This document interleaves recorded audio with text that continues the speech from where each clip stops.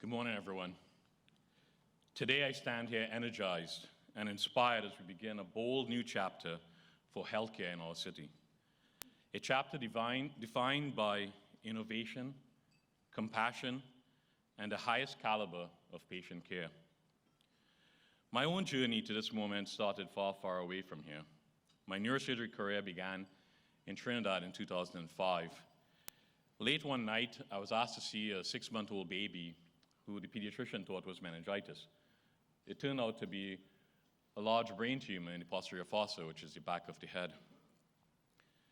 And we didn't have the tools at that time or the technical know-how to help that kid. And it was at that moment that changed absolutely everything for me. I looked to Canada not only for an opportunity, but to be part of something bigger. My wife and I packed up our 3 kids, 8, 6, and 4, and we set up to join a health system where excellence is the standard and where I could grow, contribute, and push the boundaries of neurosurgery. When we arrived, I trained in Toronto. I did 6 years of neurosurgery residency, an infolded spine fellowship, then a formal spine fellowship. I worked with every single academic spine surgeon in Toronto prior to coming here. I was ready to return to Trinidad at that time when the Ottawa Hospital called.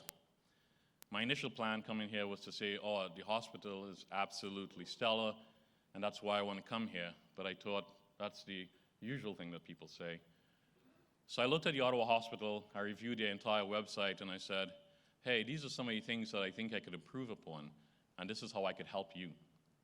Well, they liked that idea, they liked that approach, and in 2016, I got hired here. And the Ottawa Hospital is now my home away from home. Here we deliver world-class neurosurgical care. But it's not just world-class medicine. It's care rooted in dignity, care rooted in humanity. Patients are not just an MRN number. They're not just an RAB number that I've seen so many times. Whether I'm operating on a billionaire, a scholar, an unhoused member of the community, or anyone in between, I am reminded that beneath the skin, we are all the same.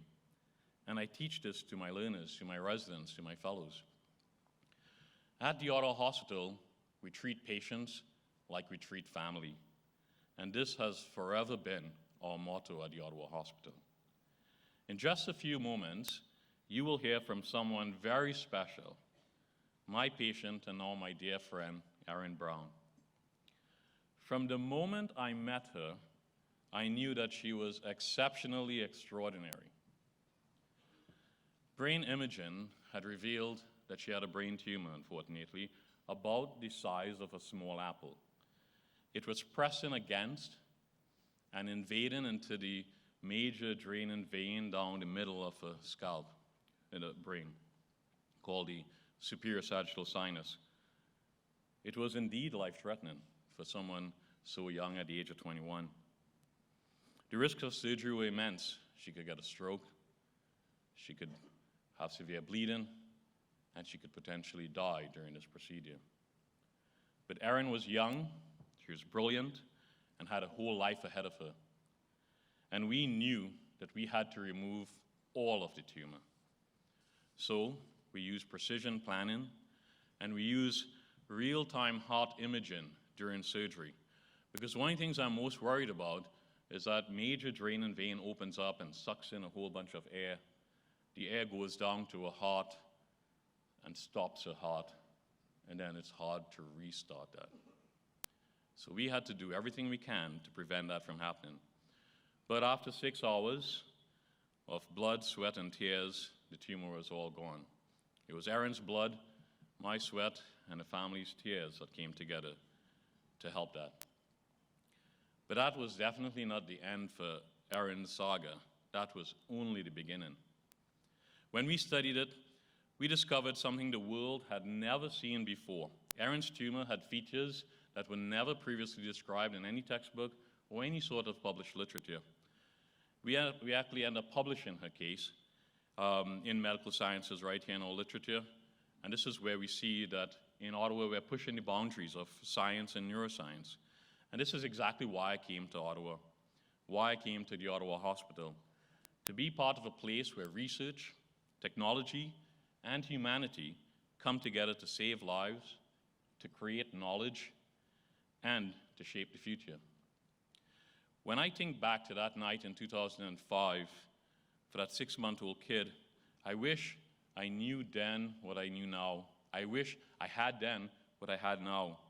And today, our patients benefit from specialized treatment plans designed not just to save lives, but to protect quality of life. We don't work in silos. We don't work in small little cubicles. We work as teams. And that's personalized medicine in action. So for example, our tumor board, we have a whole group of people coming together, looking at hundreds of years of clinical experience in order to create a management plan that best suits Erin. And that happens at the Ottawa Hospital. I became a neurosurgeon on a mathematics scholarship. I thought the one way to get paid for medical school was to get a mathematics scholarship. I was good at it. But medicine is like maths in the sense that it's solving problems and it requires patterns that you could see and you could interpret. But unlike math, medicine is deeply human. Every case is a life, and a life surrounded by loved ones. Every surgery is a chance to change a future of a life and a future of the loved ones that surround that life. And now with construction underway for our new campus, that vision is taking shape in ways we only once imagined.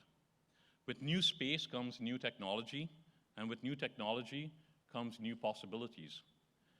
Spine surgery, which I do and which kept patients in hospital for 5 to 6 days, patients can now go home the same day or the very next day with minimally invasive spine surgery. It's something that I practice. It's something that I teach my residents and my fellows. Patients go home. They go home with less pain. They go home earlier. They go home with fewer complications. And they go home with better outcomes. The future is indeed faster. It is safer. It is more efficient. And most importantly, it is more personal. We are entering a new era at the Ottawa Hospital, and everyone in this room is definitely part of that story. Because this future will touch us, and it will carry us forward to the next generation of medical experts, who luckily I have the pleasure of teaching. And hopefully all those new recruits would look back at this and look back at our room and see the individuals who wanted to reach even greater heights. The Civic Hospital has been around for about 100 years. Depending on how you look at it, it's somewhere between 3 and 4 generations. And now, everyone here has an exceptionally rare chance to be part of building the next 100 years. In fact, there is no other time that you will have that opportunity again, not in this lifetime, and not even in the next 2 lifetimes, will you have an opportunity to be part of something so great and so long-lasting and so impactful as building a new campus, as building a hospital that will help so many people. Imagine the countless lives and families and futures you will touch and the unrelenting impact that you can have.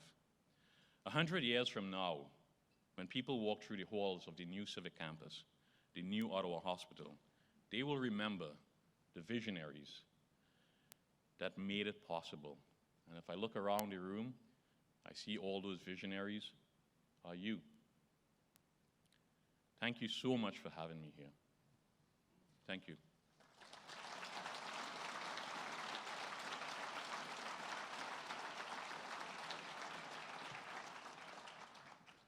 And now it gives me great pleasure to introduce to you a remarkable young woman who pushed me out of my comfort zone in neurosurgery.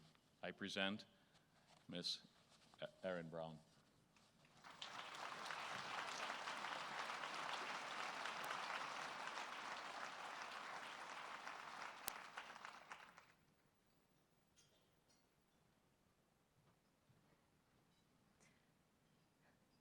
Good morning, everyone. It is a privilege to be here with you all today. I've been on quite a journey with my health, but I want to share with you how I was guided through it by the incredibly compassionate Dr. Mohammed. I was only 21 when the symptoms began: dizziness, constant fatigue, waves of nausea. At the time, I was a kinesiology student at the University of Ottawa. Like many students, I blamed it on the usual suspects: late nights, a packed course load, too much coffee, and not enough real food. I figured it was just burnout. However, I was wrong. The symptoms did not go away. They got worse. Something deep down told me this wasn't normal. Eventually, my dad took me to the nearest emergency room, and I had imaging done. And that's when I was sent to the civic campus of the Ottawa Hospital, where you can find one of the best neurosurgery teams in the country. And it just so happened that Dr. Mohammed was a neurosurgeon on call that day. They did a CT scan and then an MRI. And that's where it was. A brain tumor. I remember when Dr. Mohammed came to my bedside in the hospital room to share the news with my family and I.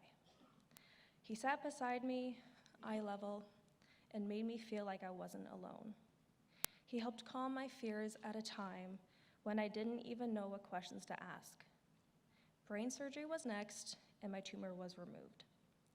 I call it mine because, as Dr. Mohammed shared with you, pathology tests showed it was a grade 3 tumor and one that had never been seen before anywhere in the world. At first, it was difficult news to grasp. I remember becoming so overwhelmed with emotions that I just started crying. This was a lot more serious than I originally thought, but Dr. Mohammed was very reassuring. The nurse in the room, Nancy, she was kind and compassionate as we processed the news. My parents had to gather themselves too, and then we talked about the next steps. Of course, I had my moments of worry, as I'm only human, but I was at ease from all of the reassurance I got. I just knew that I was in good hands, and I had to trust my team and my faith. In my darkest moment, they gave me comfort, trust, and a faint but powerful light, leading me down a path I truly never expected. I then began radiation with Dr. Vimogener, a specialist who treats kids and young adults like me. He used this incredible, precise technology to protect the parts of my brain that hold my memories and who I am. It's called the CyberKnife, and it's a really cool robotic machine that can destroy tumors that doctors can't operate on. It does sound a little bit like science fiction, but it is an amazing machine that was funded by generous donors like you. It was made available to me because strangers chose to give, without ever knowing my name or my story. It's a raw, humbling truth. Every single dollar carries the power to rewrite a life, to turn fear into hope. A few months later, after I recovered from surgery, I finished 30 long rounds of radiation. I used to hear people say that certain moments change you, but I never truly understood until the tumor struck me like a crashing wave. It shattered me, reshaped me, and transformed everything I thought I wanted. While I was getting my radiation treatments done in the hospital, I noticed others, scared and lost. Without thinking, I began comforting them, just like I was comforted, and guiding them through the very process that once overwhelmed me so deeply. It came naturally to me, and that's when I realized this is what I want to do. I was determined to achieve the career of my dreams and become a nurse. Dr. Mohammed believed I would make an exceptional nurse. With his encouragement and a glowing reference letter, thank you, by the way, I pursued nursing school at Queen's University. I then completed my final training at Sunnybrook Hospital in Toronto, just as he had, and ultimately returned to the Ottawa Hospital in 2021 to work on the very same floor where I'd once been a patient. From the neurosurgical patient to the neurosurgical nurse, standing there on my first day, I knew I had come full circle in the most powerful way imaginable. I remember driving home after my first shift with a big smile and a tear in my eye. But life had more surprises in store. Every 6 months, the MRIs became a routine part of my life. But in 2022, the routine changed. A new lesion appeared, but this time in a different part of my brain, a second tumor. A tiny, pesky cancer cell from the first tumor had dropped and grown into a new tumor about the size of a grape. My case was presented to the tumor board because, once again, it was rare. The board brought together some of the brightest minds in medicine: neurosurgeons, oncologists, pathologists, radiologists, each one an expert in their own field. All of them focused on a single goal: understanding and treating my tumor. It was the Ottawa Hospital at its finest. World-class doctors united to solve one of the most complex medical puzzles they'd ever seen. You're welcome. In October of 2022, Dr. Mohammed and his incredible team by my side, I returned to the operating room, and they removed the new tumor. Since January of 2024, my tumor has returned 3 times. And as you can imagine, with each recurrence, the experience becomes more challenging. Unfortunately, my latest MRI in August revealed a new tumor near my forehead. In the coming months, I will be heading back to the operating room with Dr. Mohammed and his team, followed by more radiation treatments with Dr. Erin. The continued appearance of these tumors is a stark reminder of just how vital research funding is. It not only supports patients in their journey to recovery and return to normal life, but it also empowers healthcare professionals, doctors like Dr. Mohammed and Dr. Erin, and nurses like myself, to do what we do best: care for our patients. But to anyone who knows me, I'm determined, and with Dr. Mohammed's expertise, care, and guidance, I can do this. Today, I continue to be monitored, and regardless of what my MRI results show, I live my life with a smile and with an appreciation for loved ones and modern medicine. Today, I am proud to say I am a nurse in the ICU at the Cornwall Community Hospital. Although Cornwall is my new home, my heart will always be with the Ottawa Hospital. I now live in Cornwall with my fiance, Franco. We are getting married next month, and we're building a future full of love, family, adventure, and all the beautiful, ordinary moments that once felt so out of reach. Looking around this room, I see faces that have helped shape my world. My parents, Gary and Shelley, my fiance, colleagues, those who have helped me tell my story, and generous donors and researchers, the people who make the impossible possible. My story was so rare, it was published in a medical journal. My tumor is now part of the scientific record. I don't want to brag, but that's pretty cool, right? And I joke that they should have named it after me, Erinoma. It has a good ring to it. But more than a name in a journal, I hope what lives on is this: you are stronger than you think. Even in your darkest moments, you can rise up. And when the path feels impossible, someone, your own Dr. Mohammed, your own Dr. Erin, will help guide you through. Because sometimes it's the darkest moments in life and those detours that lead us exactly where we're meant to go. Thank you.